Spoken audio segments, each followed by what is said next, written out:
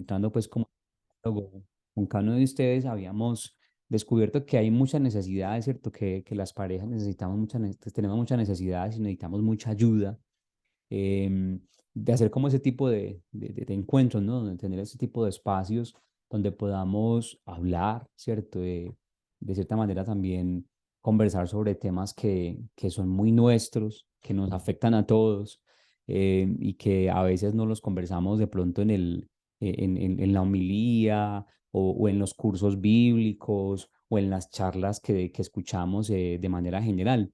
Yo pienso que las parejas necesitamos como espacios así como este, ¿no? Para poder hablar de cosas que nos competen a nosotros y de las cuales a veces ni siquiera sabemos y que necesitamos saber un poquito más. Entonces, el mes pasado estuvimos pues como en esa serie de encuentros que fue muy bonito, nos acompañó el padre Luis, también nos acompañó Antonio Rueda, que también es conocido por ustedes, predicador. También Hernán Zambonino, que por acá está, nos acompañó con un tema hace 8 días. El padre Jorge Mario Naranjo también nos acompañó con un tema. Y bueno, queremos como continuar, hacer como una especie de continuidad en cierta medida con este espacio, aprovechando de manera especial que estamos en la Pascua, ¿cierto? Entonces, aprovechando que estamos en un tiempo que no se puede dejar perder porque es un tiempo de gracia muy especial, el tiempo de la Pascua, queremos hacer una serie de encuentros la resurrección, sobre la resurrección. Entonces, bienvenidos a este espacio. Los invitamos a que abran su corazón a esta palabra. La idea, yo creo que de este encuentro va a ser un poquito distinto a los demás, a pesar de que vamos a hablar de nuestra relación de pareja. El objetivo principal de este encuentro es que podamos contemplar más la resurrección del Señor. Tenemos 40 días, bueno, 50 días hasta Pentecostés para contemplar la resurrección del Señor. Entonces, vamos a tener mucho tiempo para eso. Y es importante, y ya les voy a contar por qué es importante hacer ese ejercicio de contemplar la resurrección del Señor. Porque la iglesia necesita contemplar cada vez más y mejor la resurrección. Entonces, bueno, entonces el tema de hoy es resucitando el amor, ¿cierto? Resucitando el amor. Y vamos a tomar un texto, vamos a tomar el relato del Evangelio según San Juan y yo los quiero invitar a que por favor, en la medida de lo posible, vamos a leer juntos la palabra. Entonces va a buscar en su casa la Biblia, por favor. Le doy un momentico para que vaya y la busquen. Va a buscar el capítulo 20 de Juan. Todos, por favor, busquen su Biblia. Eso, vayan y busquen su Biblia. Yo los espero acá un momentico para que puedan tenerla ahí en la mano, porque uno de los detalles importantes de la Pascua es poder escuchar la voz del resucitado que nos habla. La palabra de Dios, el Nuevo Testamento es la voz del resucitado que le habla a su iglesia. Por eso cuando usted pueda leer la palabra, hágalo, porque es el resucitado que está hablándole a la comunidad y le está hablando a usted. Entonces no se pierda la voz del resucitado, la voz de Jesús que sigue hablando. Y cada vez que leemos la palabra, ella se actualiza en nosotros y por eso es tan importante tenerla ahí siempre a la mano. Bueno, vamos a leer entonces Juan capítulo 20 y vamos a leer algunos apartecitos de este capítulo y de manera especial vamos a leer desde el versículo 11 hasta el versículo 18. Voy a comenzar a leer el relato y vamos a leer capítulo 20, versículo 1 y 2 y luego del 11 al 18. Dice, el primer día de la semana va María Magdalena de madrugada al sepulcro cuando todavía estaba oscuro y ve la piedra quitada del sepulcro. Echa a correr y llega a Simón Pedro y al otro discípulo a quien Jesús quería y les dice, se han llevado del sepulcro al Señor y no sabemos dónde le han puesto. Versículo 11 dice, estaba María junto al sepulcro fuera llorando y mientras lloraba se inclinó hacia el sepulcro y ve dos ángeles de blanco sentados donde había estado el cuerpo de Jesús, uno a la cabecera y el otro a los pies. Le dicen ellos, mujer, ¿por qué lloras? Ella les respondió, porque se han llevado a mi señor y no sé dónde le han puesto. Dicho esto, se volvió y vio a Jesús de pie, pero no sabía que era Jesús. Le dice Jesús, mujer, ¿por qué lloras? ¿A quién buscas? Ella pensando que era el encargado del huerto le dice, Señor, Si tú te lo has llevado, dime dónde lo has puesto y yo me lo llevaré. Jesús le dice, María. Ella se vuelve y le dice en hebreo, Rabuní, que quiere decir maestro.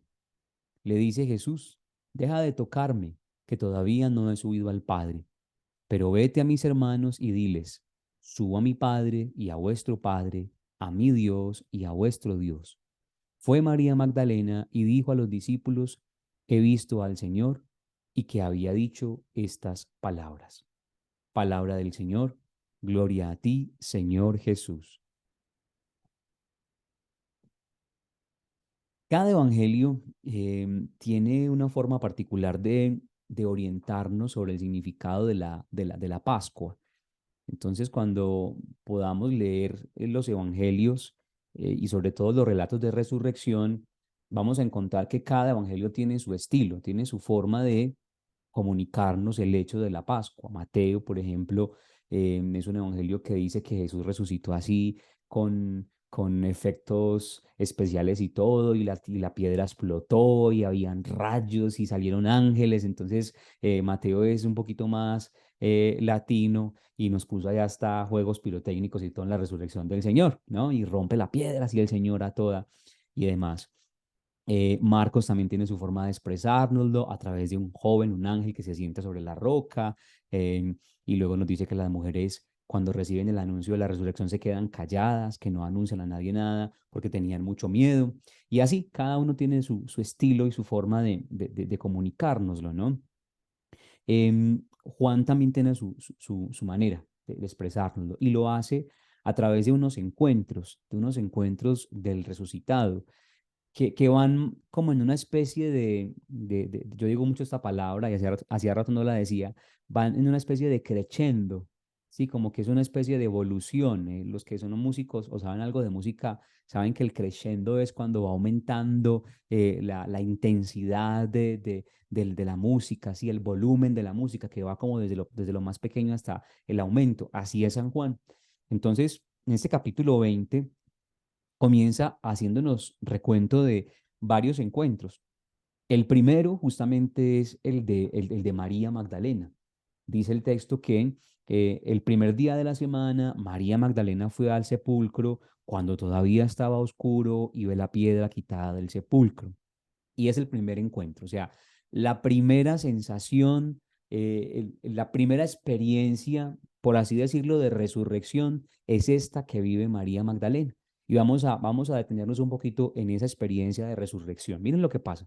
Dice el texto que cuando ve la piedra quitada, echa a correr y llega a Simón Pedro y le dice, y a donde estaba el discípulo a quien Jesús quería, y le dice, se han llevado del sepulcro al Señor y no sabemos a dónde lo han puesto.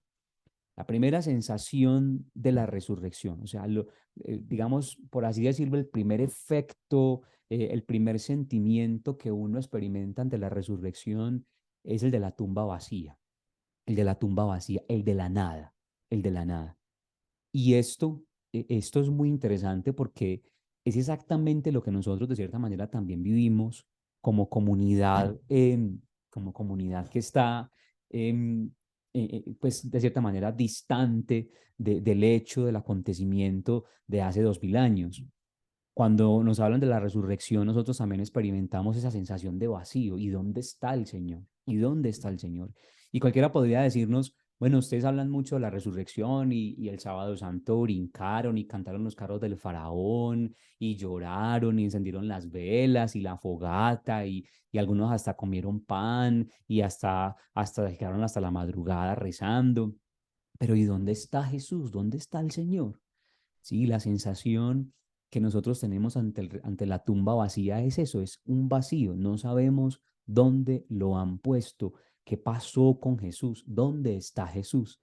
Entonces, de cierta manera, el Evangelio según San Juan comienza con un interrogante, sí, algo así como una especie de estrategia narrativa en la que pone al lector, haga de cuenta que usted es un lector que por primera vez escucha este relato, el relato de la resurrección, y lo primero que le dicen es que hay un cadáver que se desaparece. Entonces la pregunta es, ¿y qué pasó con él? Y es la pregunta que todos podemos tener ante la resurrección. ¿Dónde está Jesús? ¿Dónde está Jesús? De cierta manera, este místico San Juan de la Cruz expresa muy bonita esa experiencia de la mística, ¿no? Es que el místico siempre está ansioso por descubrir dónde está el Salvador, dónde está el Señor, qué pasó con el Mesías, qué pasó con el Señor. Si ustedes saben dónde está, por favor, díganme dónde está, ¿cierto? La primera sensación entonces es esta, como de vacío. El segundo encuentro que relata San Juan es el de los apóstoles, Pedro y el discípulo a quien Jesús amaba, así lo describe el Evangelio, que van al sepulcro y se encuentran con Jesús. Y en resumen, no voy a detenerme en eso porque no es en ese encuentro, porque no es, digamos, el tema de hoy, pero en resumen, ese encuentro necesita de una mirada especial.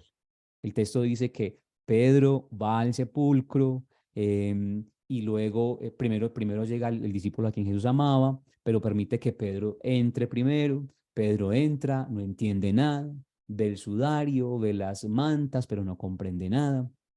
Y entonces, luego dice el texto que el discípulo entra y dice el texto bellamente, vio y creyó. Entonces es un avance en cuanto al misterio de la resurrección, porque nos dice, para poder comprender qué es la resurrección, se necesita una mirada especial, una mirada, tener unos ojos, tener una mirada especial. No basta simplemente con ver la tumba vacía, no basta con escuchar el testimonio de una mujer que dice se han llevado el cuerpo del Señor, no está aquí. E incluso, como diría también San Lucas, no basta con escuchar el testimonio de las mujeres que dicen que habían visto una aparición de ángeles y que se les aparecieron y que había resucitado. No basta con eso. Para poder comprender la resurrección se necesita la mirada del amor, la mirada del amor. Por eso el texto nunca nos dice quién es este discípulo. San Juan nunca dice quién es el discípulo a quien Jesús amaba. No tiene un nombre. El único nombre, el único apelativo es el discípulo a quien Jesús amaba. La tradición después lo reconoció como el discípulo más pequeño, como San Juan, pero el evangelista nunca quiso darnos el nombre de este personaje porque una de las estrategias narrativas de San Juan es que tiene algunos incógnitos, algunos personajes incógnitos que simplemente aparecen allí para que el lector pueda identificarse con ellos o para que el lector los reconozca como un modelo de vida o un modelo de discípulo. Este discípulo a quien Jesús amaba es uno que se deja amar por Jesús. Su característica es que está cubierto del amor del Señor, que está lleno de ese amor. Y es por ese amor que puede creer en la resurrección. Entonces, aquí en este segundo encuentro o en esta segunda experiencia de la resurrección, San Juan nos está diciendo, para poder comprender qué es la resurrección, se necesita amor, se necesita la experiencia del amor del Señor, haberse dejado atravesar por esa experiencia. Y el tercero, y quizá el más importante, el más significativo, el más llamativo de todos, que incluso se lee pues el primer domingo de la Pascua, y que se vuelve sobre él constantemente durante el tiempo de la Pascua, es este encuentro de María Magdalena con Jesús resucitado.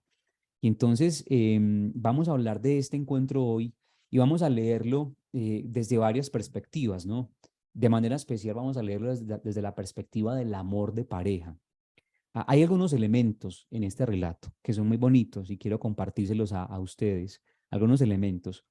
El primer elemento de este relato, es decir, del relato del encuentro de Jesús y María Magdalena, es que es un texto que está escrito en clave del Cantar de los Cantares.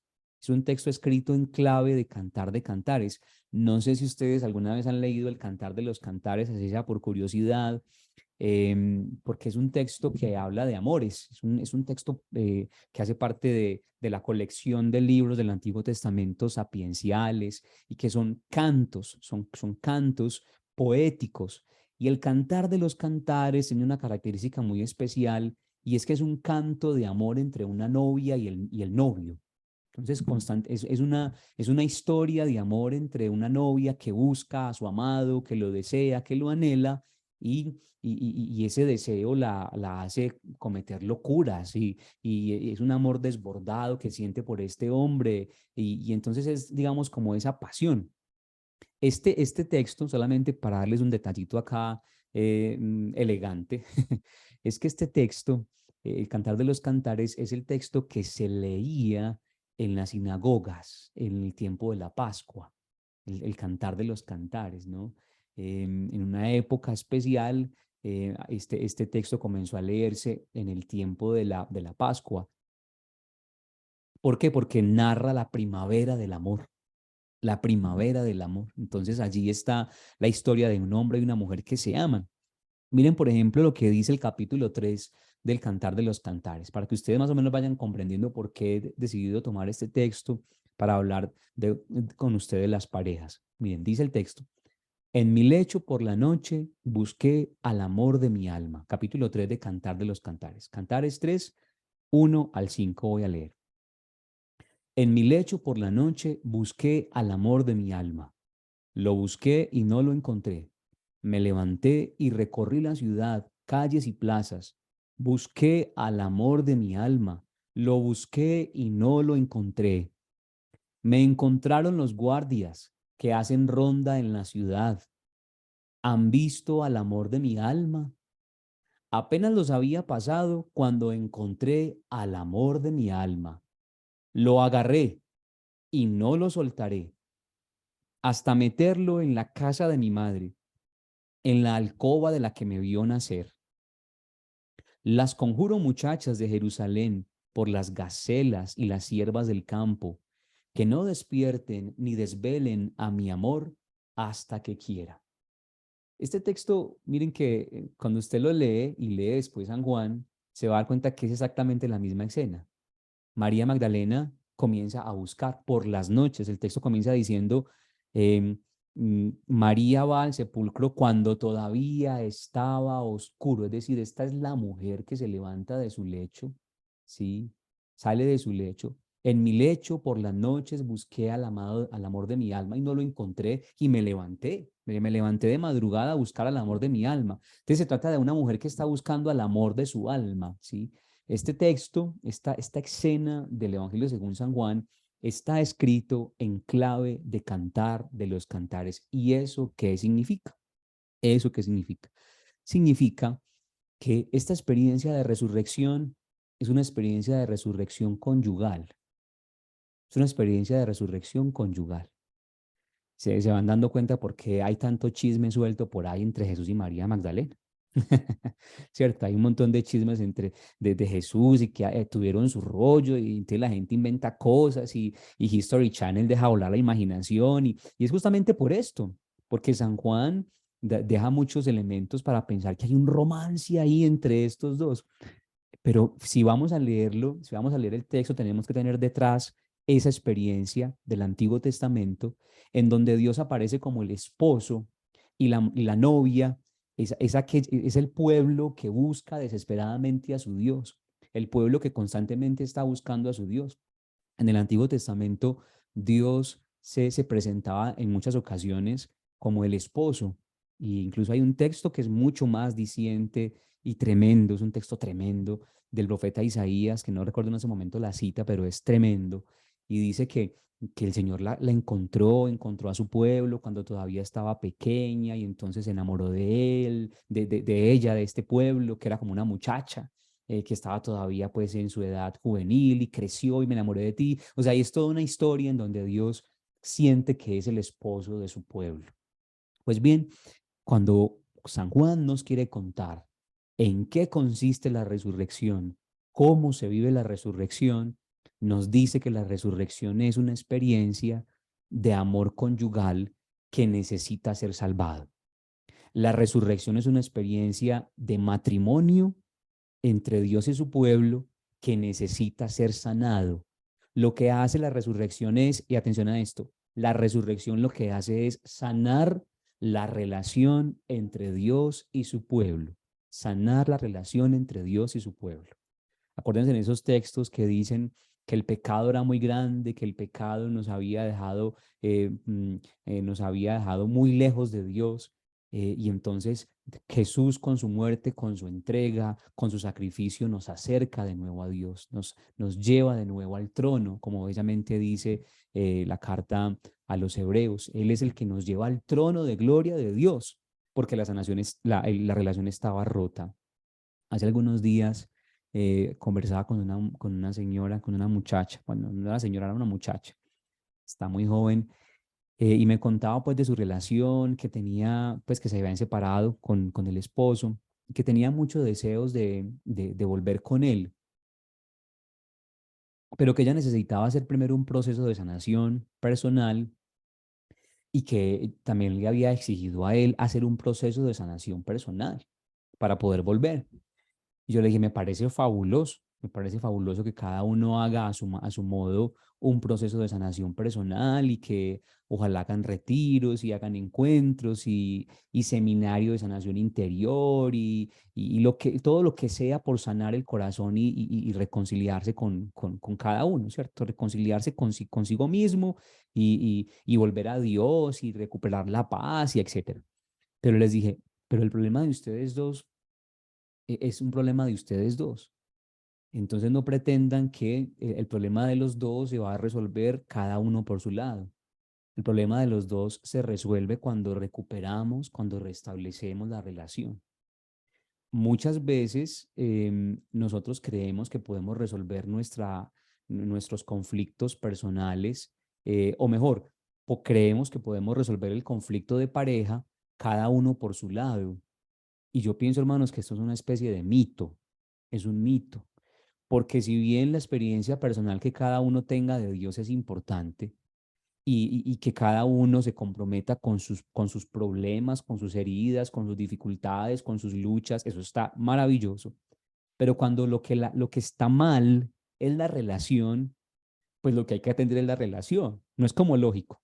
Si lo que se dañó entre nosotros dos es la relación, entonces lo que tenemos que sanar es la relación, cómo nos comunicamos, cómo hablamos, cómo nos perdonamos, cómo llegamos a un montón de acuerdos que necesitamos. O sea, si la relación fue lo que se dañó, yo necesito también recuperar la relación.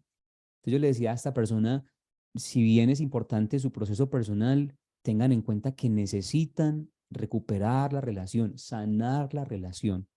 Pues bien, lo que hace Jesús, lo que hace San Juan cuando nos cuenta de la resurrección es decirnos lo que hace Dios, lo que Dios desea hacer a través de la resurrección es sanar su relación con el pueblo, sanar su relación con el pueblo. Entonces, el primer elemento importante de este relato es que está escrito en clave de cantar de cantares y que como está escrito en cantar de cantares, nos da para pensar que hay un deseo en Dios de sanar el deseo, la búsqueda de su pueblo por encontrarlo.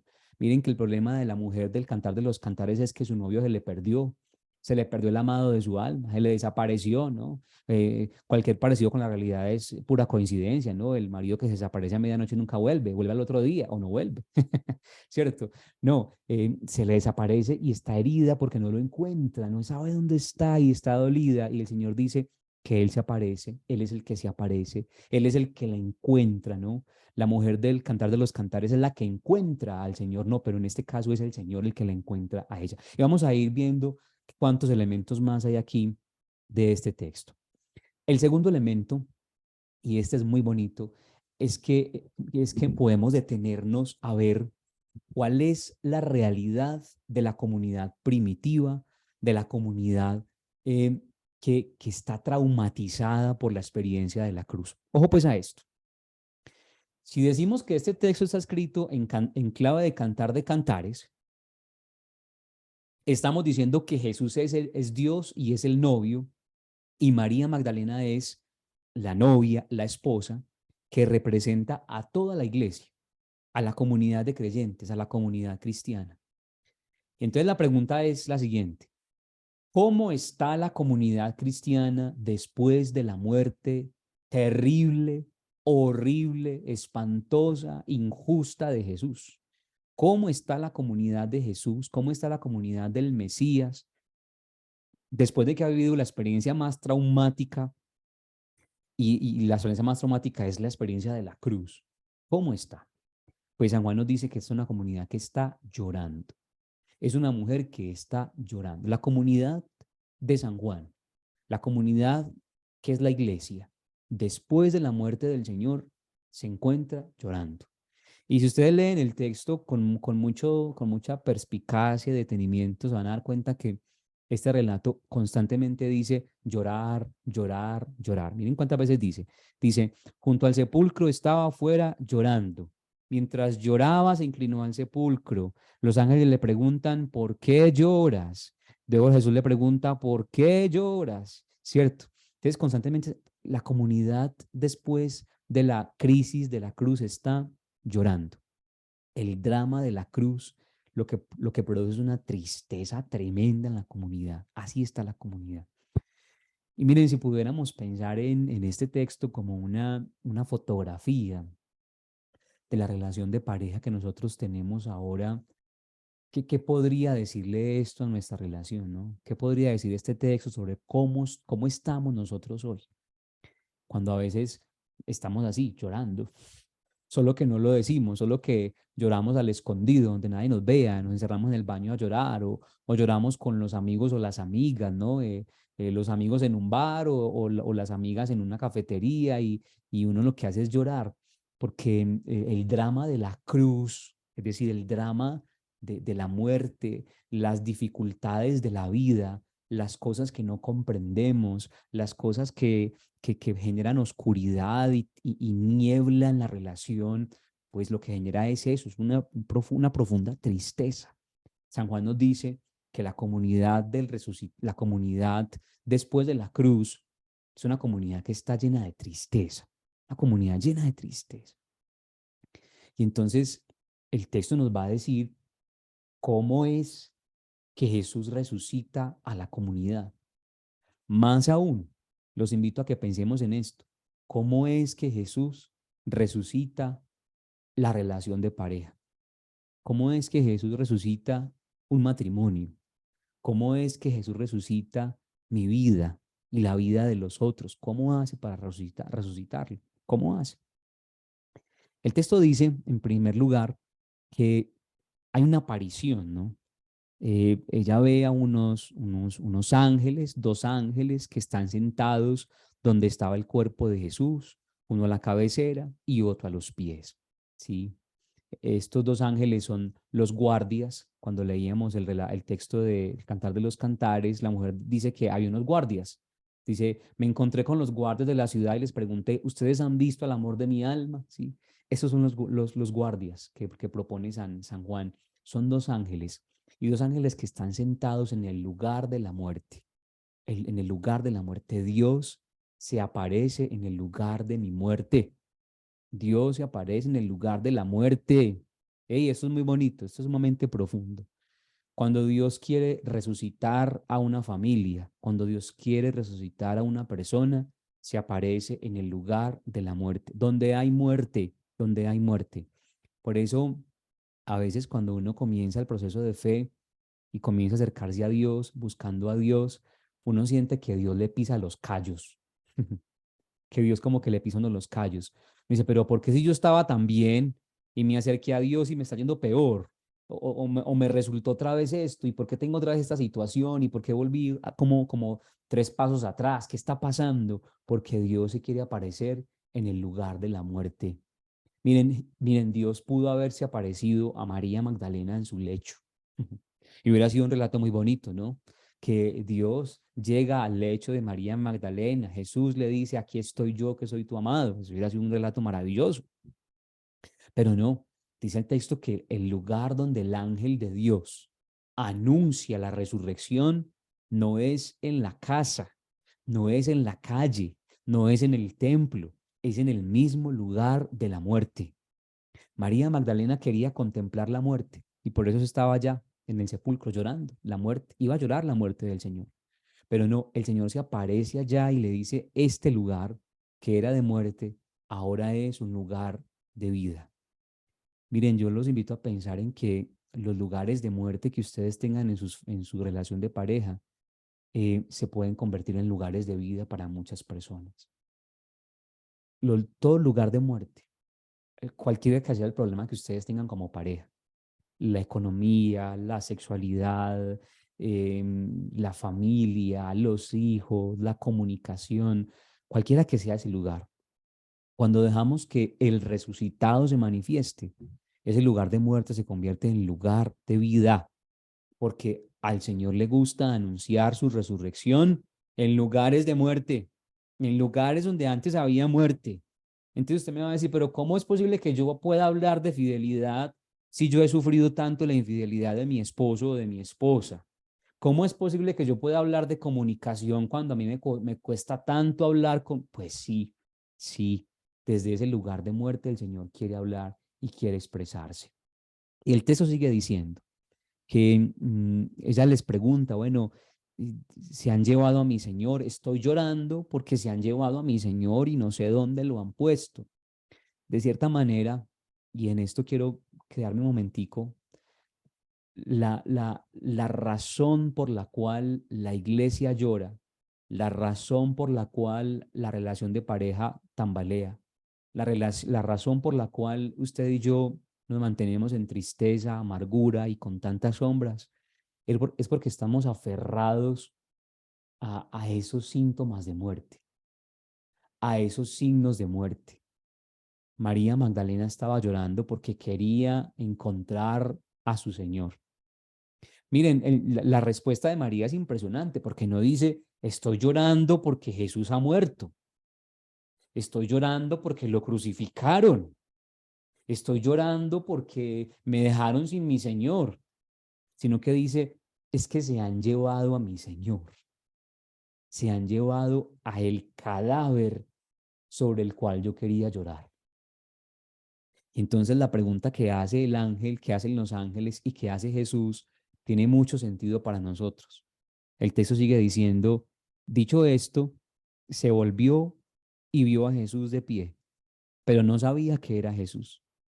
Le dice Jesús, mujer, ¿por qué lloras? ¿A quién buscas? Miren, estas dos palabras son las dos primeras palabras del resucitado. Jesús hasta este entonces no ha dicho nada. San Juan no nos ha dicho nada de que Jesús diga algo, ¿no? Es la primera pregunta, la primera palabra del resucitado es, ¿por qué estás llorando? ¿Por qué es algo sumamente bonito, ¿no? O sea, el resucitado que se ha entregado por nosotros, el cordero inmolado, ahora vive. Y lo primero que tiene para decirle a la iglesia es una pregunta. Iglesia, ¿por qué estás llorando? Familias, ¿por qué están llorando? Parejas, ¿por qué están llorando? Miren, yo quiero que ustedes, si en esta noche algo les queda en su corazón, es esta pregunta del Señor. ¿Ustedes por qué están llorando? ¿Cuál es la razón o cuáles son las razones de su llanto? ¿Qué es lo que los está matando? ¿Qué es lo que les está quitando la alegría? ¿Qué es lo que los está aburriendo? ¿Qué es lo que los está dividiendo? ¿Por qué están llorando? Pregunta el Señor. ¿Por qué estás llorando? ¿Qué es lo que buscas?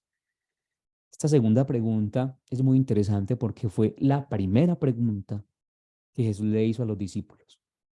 Capítulo primero, versículo 32. El Señor le pregunta a los discípulos, ¿ustedes qué es lo que están buscando? ¿Cuál es el sentido de su vida como pareja? ¿Cuál es el sentido de su vida, les decía Jesús a los discípulos, en su vida como personas? ¿Cuál es su proyecto? ¿Cuál es su plan? ¿Cuáles son sus intenciones, sus sueños, sus anhelos? ¿Qué es lo que ustedes desean de la vida? Y Jesús le pregunta a la iglesia, oigan esto, y cuando yo hablo de iglesia, piense en su relación de pareja y piense en usted como persona. ¿Por qué estás llorando? ¿Qué es lo que estás buscando? ¿A quién buscas? Para descubrir con tristeza, mis hermanos, que muchas veces la razón por la que lloramos es lo que nos hace llorar. La razón por la razón la razón por la cual lloramos es por lo que estamos buscando. Usted llora por lo que está buscando.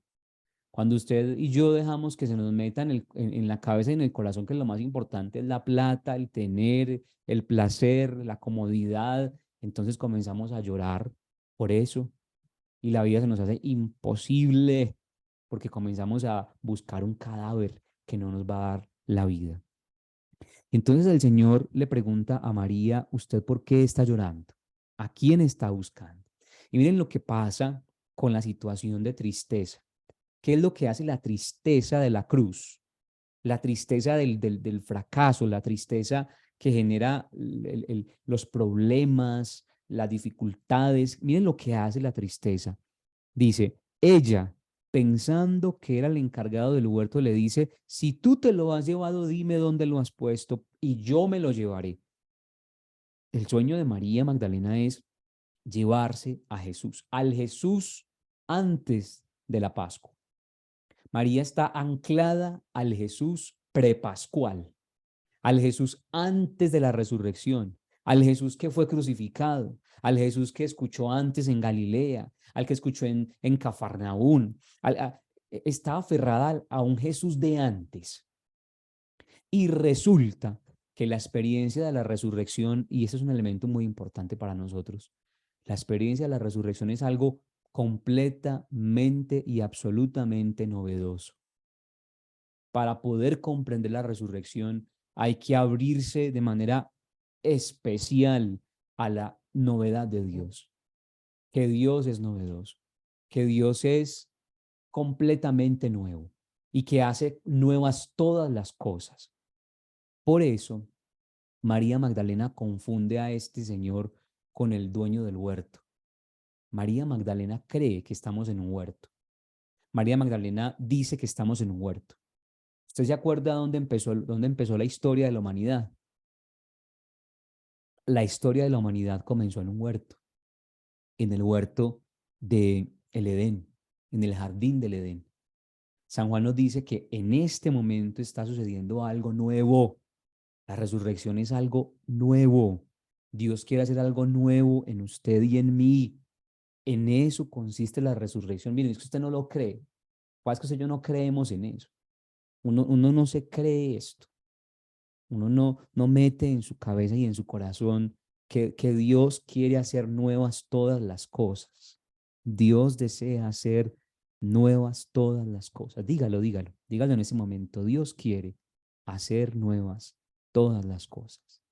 Y por eso María confunde a Jesús con el hortelano, porque estamos en un jardín, como preavisando que esto se trata de algo nuevo. Y entonces aquí viene la respuesta definitiva a el cómo Jesús resucita a María, cómo Jesús recupera su relación con María. Ya hemos tenido una especie de preludio, ¿no? Dios siempre es Él es muy sensible y Él es muy delicado con nosotros. Dios es muy delicado con el hombre, es muy delicado. Él no llega abruptamente, Él no se manifiesta abruptamente al hombre, no, Él se aparece y le pregunta primero por su dolor. Miren qué delicadeza la que tiene Dios. Dios no dice, ustedes porque están llorando ahí, torpes, vea qué bobada, ¿para qué? Sabiendo que yo estoy aquí vivo, es la bobada. No, es una delicadeza impresionante la de Dios. Dice, ¿por qué estás llorando? ¿Qué te pasa? ¿Cuál es tu duelo? ¿Qué es lo que estás viviendo? Porque Él quiere escuchar de nuestros labios cuál es nuestra necesidad, qué es lo que yo estoy buscando, cuál es mi dolor. Pero la resurrección de María solo se da. Miren, la resurrección de María. Estoy hablando de la resurrección de María, es decir, de la iglesia, es decir, de mi vida, es decir, de mi matrimonio, es decir, de todo lo que yo soy. Solo se da cuando Jesús pronuncia el nombre de María. El texto dice, Jesús le dice María. Ella se vuelve y le dice en hebreo Rabuní, que quiere decir maestro. ¿Cómo sucede la resurrección en el matrimonio? Eso es muy bonito. ¿Cómo acontece la resurrección en el matrimonio?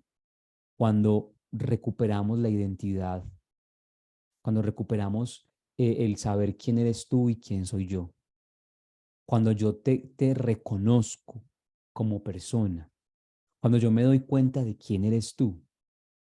Es por eso que a veces lo que más bien le hace a una pareja una calamidad.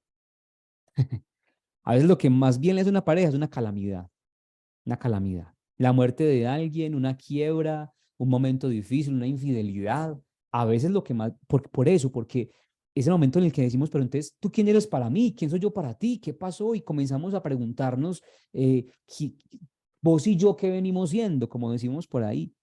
¿Quiénes somos tú y yo? ¿Sí? ¿Cuál es nuestra relación? ¿Quién eres tú? ¿Quién soy yo? ¿Sí? Dime tu nombre, porque la relación de pareja comienza, se resucita, se recupera cuando yo me doy cuenta de quién eres tú y de lo que tú significas para mí. Por eso Jesús le dice a María, María.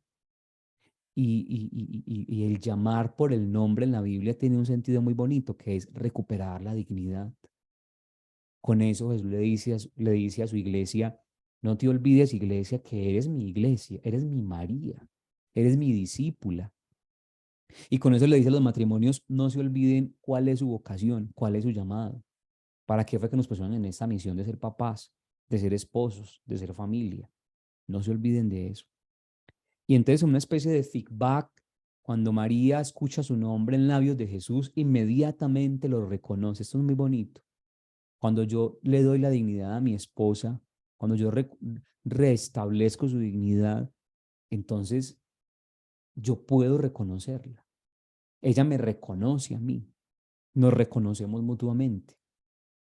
Una casa en paz es una casa que, en la cual todos reconocen la dignidad del otro, lo importante que eres tú para esta casa, la falta que haces en esta casa, el lugar que tienes en esta casa.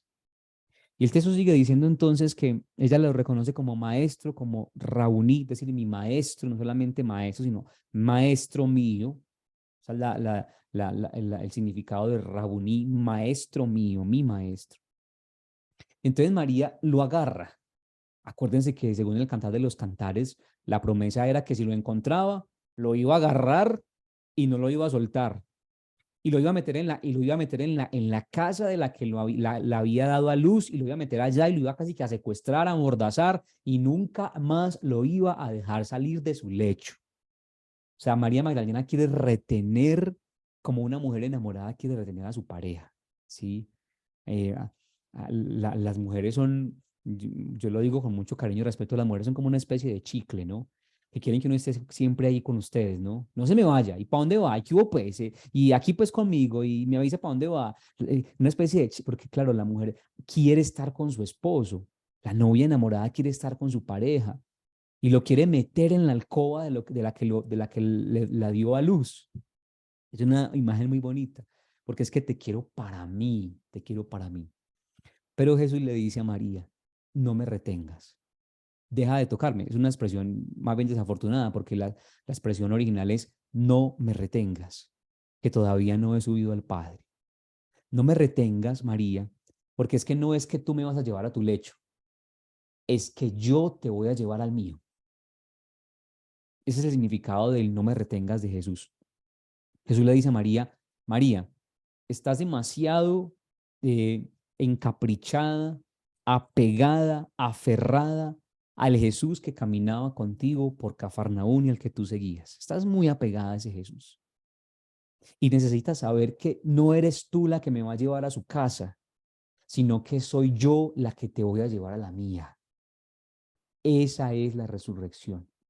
El resultado final de la resurrección es que Jesús nos quiere poner en relación continua, amorosa y profunda con el Padre. Esa es la resurrección. Entonces el texto termina diciendo que vaya, dígale a mis hermanos que subo a mi Padre y a vuestro Padre, a mi Dios y a vuestro Dios. Ese fue todo el mensaje que mandó el resucitado con María. Dígale a mis discípulos que voy al Padre, pero que no solamente es mi Padre, sino que es su Padre. Miren, la resurrección termina en la casa del Padre. Esto es hermoso, ¿no? La resurrección termina cuando termina llevándonos a usted y a mí a una experiencia fraterna, una experiencia familiar con Dios. Que usted descubra que Dios es su Padre, que usted deje de pensar que no tiene quien le ayude, que no tiene refugio, que no tiene a dónde ir, que no tiene a quien confiarse, que no tiene quien le respalde, y que sí tiene a un Dios que tiene a un Padre, a un Dios que es Padre. María se fue y contó todo lo que había visto y dijo a los discípulos, he visto al Señor, he visto al Señor.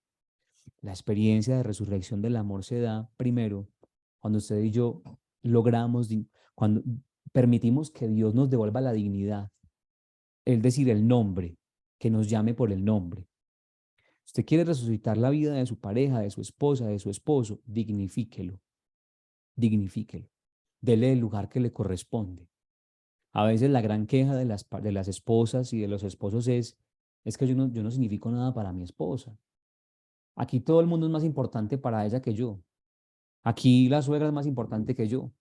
Aquí los hijos son más importantes que yo. Aquí el trabajo es más importante que yo. Yo no tengo un lugar en la vida de mi pareja. Entonces, ¿cómo quiere usted tener una relación sana con su esposo o su esposa si no hay un lugar para su esposo, si no hay un lugar para su esposa, si no hay una dignidad, si no le llamas por el nombre, María, si no le devuelves su dignidad? Pero en segundo lugar, la resurrección de la relación, y esto es muy bonito, y con eso termino, es que el Señor le dice a María, no me agarres, no me retengas, no pretendas poseerme, porque el resucitado no se puede poseer. El resucitado es un vehículo. El resucitado es un camino. El resucitado es una senda. El resucitado es un signo del amor del Padre. Entonces, vamos al Padre. Vamos al Padre. ¿Qué significa esto para nosotros? Como parejas, tenemos un respaldo. Y ese respaldo lo encontramos en Dios. Dios es nuestro Padre.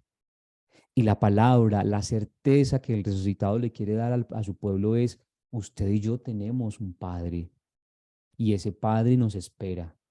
Es mi Padre y vuestro Padre, es mi Dios y su Dios, y allá vamos. Cuando Jesús resucita, la gran experiencia que quiere comunicarnos a nosotros es, hey, ustedes no son huérfanos, ustedes no son huérfanos, ustedes tienen a un Dios que los ama como un Padre. Es el amor del Padre. Los invito a que vamos a orar contemplando justamente esta imagen de Dios Padre que nos regala el resucitado. Y vamos a tomar conciencia de eso, a llevar al corazón estas palabras del Señor que nos dicen, es que usted y yo tenemos un Padre. Todo lo que celebramos en la Semana Santa y lo que vivimos en la Cuaresma, los 40 días, son una preparación, son un preludio, son un camino para llegar a estas palabras del Señor. Voy a mi Padre y a vuestro Padre, a mi Dios y a vuestro Dios. Tú tienes un papá, ese Padre es Dios. Y como matrimonio tienen que saber que es el Padre de los dos. Por eso se trata de la resurrección de la pareja. Porque lo que quiere Jesús es resucitarnos también a nosotros como parejas. Amado Jesús, qué bello eres, Señor, qué bueno eres. Queremos, Señor, contemplarte como lo que eres, nuestro Salvador. Tú, Señor, resucitaste, estás vivo.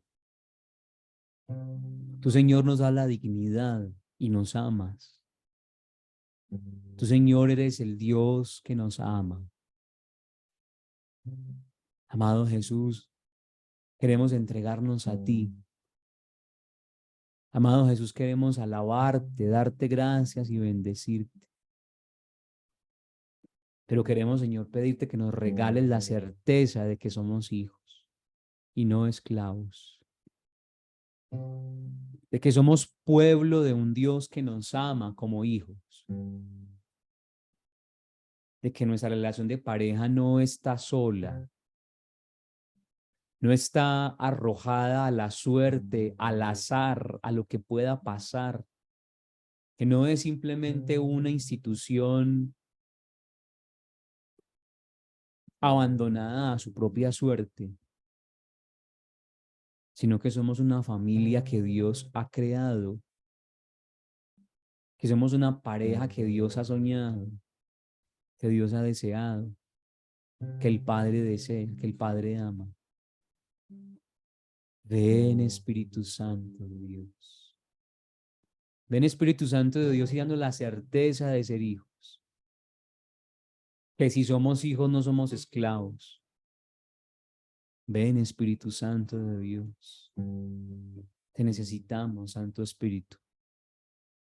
Ven Espíritu Santo de Dios y regálanos la certeza de ser hijos. Ven, ven, ven. Yo te abro mi corazón y recibo tu amor. Yo te abro mi corazón y recibo tu amor. Yo te abro mi corazón y recibo tu amor. Te quiero tanto, te quiero tanto. Yo te abro mi corazón y recibo tu amor. Yo te abro mi corazón y recibo tu amor. Yo te abro mi corazón y recibo tu amor. Te quiero tanto, te quiero tanto. Abba de mi vida, yo te amo. Abba de mi vida, yo te quiero hasta el cielo. Abba de mi vida, yo te adoro. Abrázame fuerte, abrázame fuerte. Abba de mi vida, yo te amo. Abba de mi vida, yo te quiero hasta el cielo. Abba de mi vida, yo te adoro. Abrázame fuerte, abrázame fuerte. Gracias, amado Jesús. Gracias, resucitado, por confesarnos, por contarnos, por transmitirnos la experiencia del Padre. Amado Jesús, tú eres nuestro hermano y te amamos. Amado Jesús, te pedimos que vivas y reines entre nosotros. Vive Jesús y reina entre nosotros como nuestro hermano, como nuestro Maestro, como nuestro Señor, como nuestro Dios. Gloria al Padre y al Hijo y al Espíritu Santo, como era en el principio, ahora y siempre, por los siglos de los siglos. Amén, amén y amén. En el nombre del Padre, del Hijo y del Espíritu Santo. Amén.